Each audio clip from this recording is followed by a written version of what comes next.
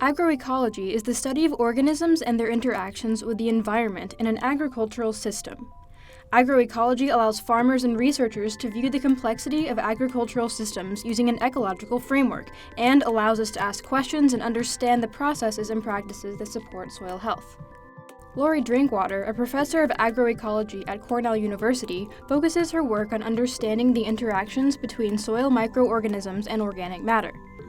This subject may seem simple enough, but there is a lot more complexity than you might think, and those complex interactions may hold the key to great advances in soil health. We talk about organic matter as if it's one thing, but it's really a complex, heterogeneous mixture, and the only thing they all have in common is they start out as something living. So we have these active fractions that are facilitating processes like aggregation, and then we have very stable fractions that are interacting with the mineral elements of the soil. They're stuck to the sand surface. Each of these components of organic matter has a different role in supporting soil health. When this material is decomposed by microorganisms, the soil loses organic matter, but that change in form also benefits the soil, improving aggregation, soil tilth, water holding capacity, and nutrient release. Decomposition is essentially digestion. Microbes don't have stomachs, so to gain energy and nutrients from their food, they have to expel enzymes into the environment to start breaking down that food. Think of this like pouring stomach acid onto a sandwich, waiting for it to digest, and then absorbing the digested sandwich into your body.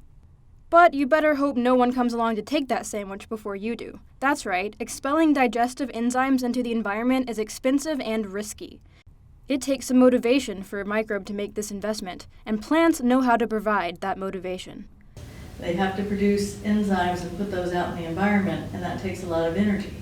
So plants can stimulate this process in order to increase their access to nitrogen and phosphorus. So this is how plants access nutrients without having additions of soluble fertilizers.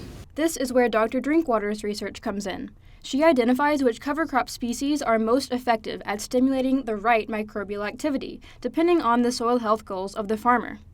For example, the particulate organic matter that's inside of aggregates, is a lot of that forms in the rhizosphere, and that's through a process that involves plant microbial collaboration.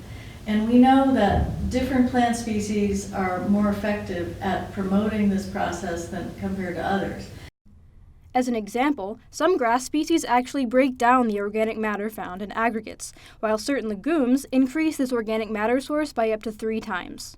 And maybe you want to promote aggregation in your soil, and you could identify which species are going to give me the biggest bang for my investment. Or you might have issues with phosphorus. You may be an organic farmer.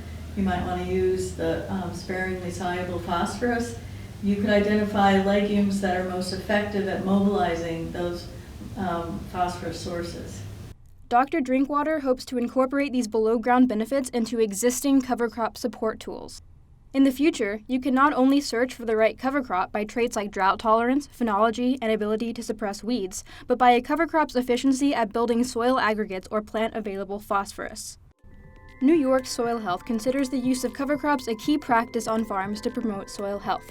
For more information on cover crops, their benefits, and decision-making tools, see our website and click on the cover crop decision tool in the notes.